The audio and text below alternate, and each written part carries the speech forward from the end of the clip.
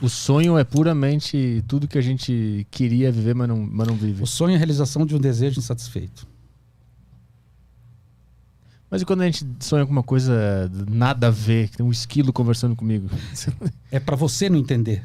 O analista vai falar, nossa, Arthur, que interessante. O que ele falava, esse esquilo? Esse esquilo te lembra alguém? O esquilo cinza, mas o esquilo é marrom, a cor cinza. Ela te evoca alguma coisa? Você começa...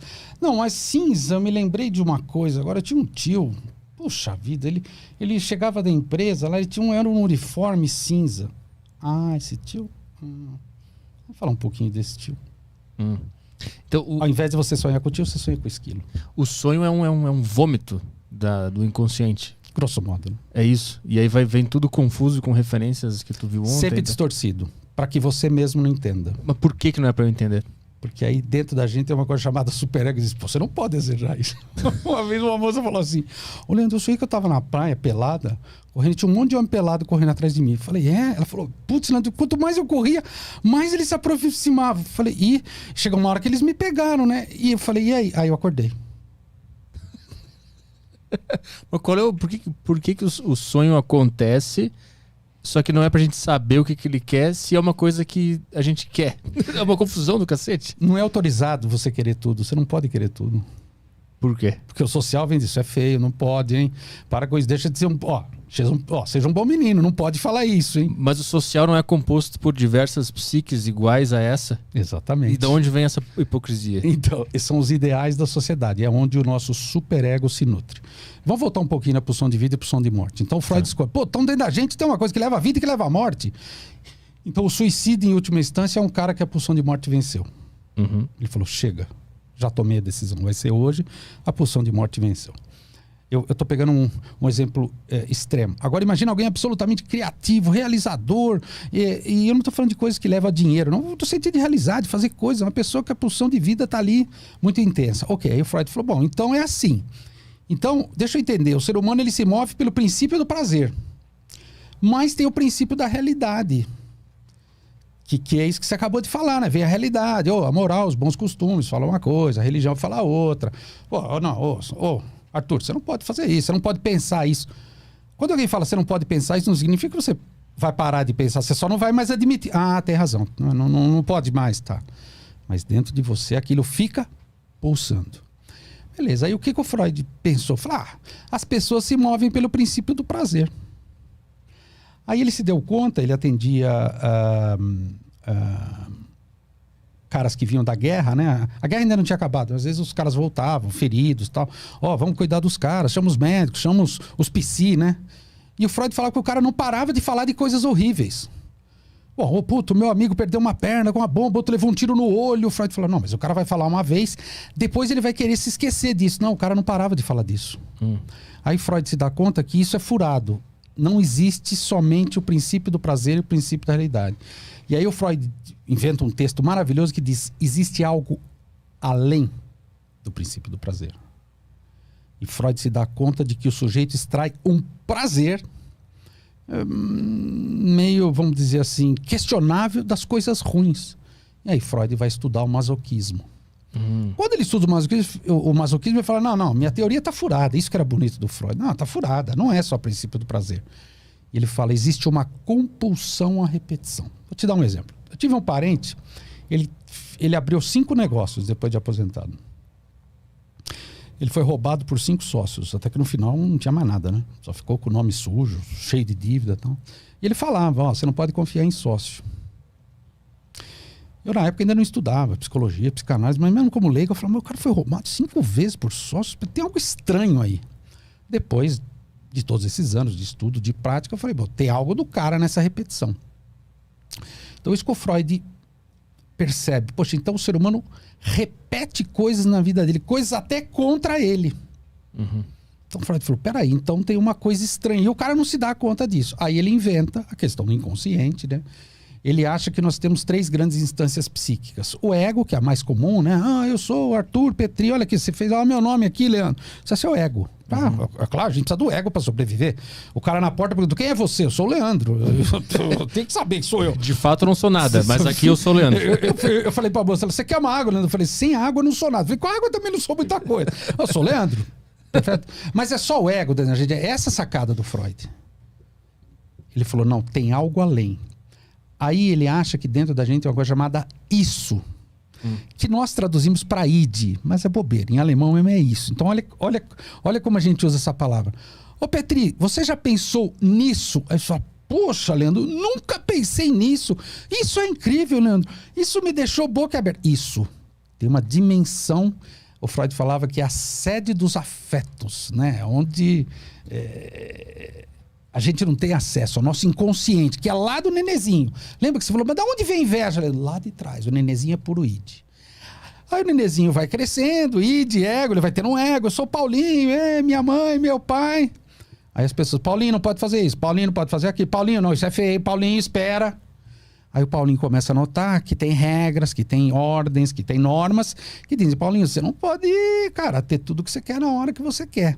Começa a nascer dentro dele, né? Nascer metaforicamente falando, ele entra na escola e tal. A principal instância na relação com a cultura, que é o superego. Que é o quê? Que, na verdade, em alemão seria supraego. Por exemplo, nós moramos no Brasil. A gente responde à República Federativa, né? Que é o governo federal. Só que o Brasil responde à ONU. A ONU manda no Brasil. Então o superego seria uma espécie de ONU dentro da gente. Então esse superego ele passa a ser uma instância que critica, que julga, que exige, que diz isso é certo, isso é errado, você não conseguiu. Então o superego, um psicanalista que eu gosto muito, chamado Jacques Lacan, ele falava uma instância obscena e feroz. Por que ele é obscena? Porque ele exige tanto que o sujeito não consegue responder. E ela é feroz porque ela é como um cão latino. Você pôr a mão lá, cão que late não morde. Então faz um teste, põe a mão lá. Ele vai morder. Então o superego é uma coisa que está dentro da gente. Mas ele está tentando defender alguma coisa? Tentando defender os ideais daquele nenezinho que cresceu lá, que eu disse, que é um homem agora, e do social.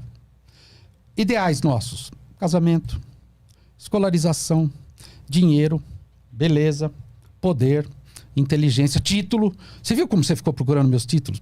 Esse cara só vai colocar psicanalista. Tem algo errado. Um paciente falou, ô Leandro, tem 2 caras dentro de você, eles colocaram doutor, mas você não é doutor? Eu falei, mas eu não tô lá por causa do meu doutorado. Nada a ver, eu posso falar se o rapaz lá me perguntar. Não tem nada a ver, eu tô aqui porque eu sou psicanalista. O superego ele tá diretamente ligado com a sociedade, então. Com a sociedade. O ego é consigo mesmo. Isso, o ego é eu com a sociedade. O superego é isso, mas é muito mais a sociedade com a gente. O superego é o que a gente espera da sociedade ou o que a gente imagina que a sociedade está pensando? Não, ao contrário. O superego é o que a sociedade exige da gente. O superego então é como se fosse uma força coletiva, assim. Não tá dentro do indivíduo o superego. Entra dentro do indivíduo e fica, nunca mais sai. Então é como se uma parcela da sociedade entrasse na gente e toma... Você quer ver um exemplo? Toda criança no desenho vem mostrar o desenho pra gente. Ô, Arthur, olha o meu desenho. Você falou, que legal, Paulinho. Ficou bonito esse desenho. Ficou horrível, uma garatuja. Mas você fala, meu desenho. Chega uma hora que ele fala, não mostro mais desenho pra ninguém. Ô, Paulinho, não desenho mais. Não é porque ninguém falou, Paulinho, para de fazer essas garatujas. É porque ele falou, putz, será que o Arthur vai achar do meu desenho? Nossa, isso foi horrível. Nunca mais vou desenhar. Mas já é o superego. Mas se todo mundo sempre elogiou o desenho, por que ele teve isso? Não importa, porque ele pode achar que não. Então quando o ser humano entende que existe uma sociedade, que existe um sistema de avaliação... Que existe o outro, exatamente. Aí o superego se instala. Isso. Aí o superego começa a cobrar um ideal dele. É por isso que a gente olha no espelho e fala, puta, tô gordo, meu cabelo não tá bom, tô magro, tô feio. Não, mas você não tá, não, tá legal. Não, eu sou baixinho, não, eu sou alto. Nunca tá bom. Porque é um ideal de você mesmo que você escolhe. Vou dar um exemplo. Quando eu falo em público, eu sempre dou esse exemplo. Quando você vê gravação de você, né? Bom, hoje em dia é celular, mas antigamente, né? Tinha as gravações de casamento, né? Aí você fala, nossa, esse cara sou eu, mastigando de boca aberta, bêbado, vermelho. Não, deve ter algum problema na gravação. Ou quando você ouvia a sua voz na secretária eletrônica, lembra? Olha, tem uma mensagem assim, eu falo, meu Deus, que é esse cara com essa voz? É você. Essa é minha voz? Porque você acha que você não é esse cara. Eu tenho isso com... Eu não consigo assistir esses podcasts. Por exemplo, depois. acabou de comprovar a minha hipótese. Porque alguém dentro de você vai falar, puta, Petri, é ridículo, né, cara? Você não vai ouvir, meu. É melhor não ouvir, fica na sua. Deixa os caras mandar pro ar, né? Isso, pra caralho. Isso aí. Arthur, ator fala isso, ator. O cara é ator. Não, mas puta, eu não gosto de ver, porque eu fico tímido, eu não me vejo, não me reconheço. Então tem sempre esse superego dentro da gente. Então olha que interessante, né? Voltando no Homem das Cavernas. Então nós temos agressividade? Opa, e muita. Só que aí o que a sociedade faz? Ela todas as sociedades, todos os grupos sociais. Uma vez o Einstein, quando a ONU estava se formando, ele procura o Freud. Ô Freud, eu sou o representante da ONU lá na questão das ciências. Você é o principal teórico sobre a condição humana. Por favor, faz um texto pra gente começar a bolar saídas para acabar com a agressividade humana, para acabar com a guerra. Nossa. Freud dá uma resposta, você não consegue chegar no final, você já quer cortar os pulsos. Porque o cara falou, impossível, o ser humano é isso aí, gostou, quer que embrulha. Nessa época, ele escreve um livro maravilhoso chamado Mal-Estar na Civilização, que fala da dificuldade da gente viver em grupo. Então, olha que interessante, né? O porteiro tava ali, e eu cheguei meio puto com o negócio do Uber. Uhum. Ele, pois não, eu falei, Bianca! Aí eu vi que o cara olhou feio pra mim, naquele segundo eu falei... Fui grosso com o cara, né? Eu queria falar com a Bianca, por favor. Então, esse aqui é o cara domado pela sociedade. Esse segundo... O primeiro foi o Leandro Real. A Bianca, cacete! O cara foi embora lá com o Uber, tive que vir com o meu carro. O coitado, o que o porteiro tem a ver com isso ali? Segunda porta ali. Eu falei, puxa, obrigado. Aí ele olhou pra mim. Isso é um exemplo. Mas o ser humano real ele é sempre agressivo, não tem como o ser humano... Ao contrário. Ele é sempre polido. Ele é sempre... Não, esse é o domado. Domado. Esse é o do ego. Sim, e o real, ele necessariamente ele é sempre agressivo. Esse aí. Então é uma visão pessimista. É isso que o Freud mostrou pro Einstein. Falou, o ser humano não é muito... Aí, mas o Freud é engraçado. Mesmo sendo esse monstro obscuro, no final do texto ele fala uma coisa sensacional, cara. Ele falou, não, mas peraí, tem um antídoto sim contra essa violência, contra essa virulência. Pequenos atos de amor. Pequenos encontros entre as pessoas. Ou seja, ele vai pro singular, por exemplo, ele vai pro pequeno. Vamos bolar um exército da ONU para guerrear contra o Hitler. Não, ele falou assim, pequenos bons encontros. Puxa, que poético, Freud, né? Basicamente é o ame o próximo. Ele já falou isso antes. Não no sentido religioso, né? Sim, claro. Ele falava, é impossível você amar o próximo se você não tiver nada em comum com o próximo. O que ele está dizendo nas entrelinhas? Então você tem que se aproximar do próximo. Eu agora vou sair lá com o porteiro, vou agradecer a ele. Cara, valeu, obrigado aí.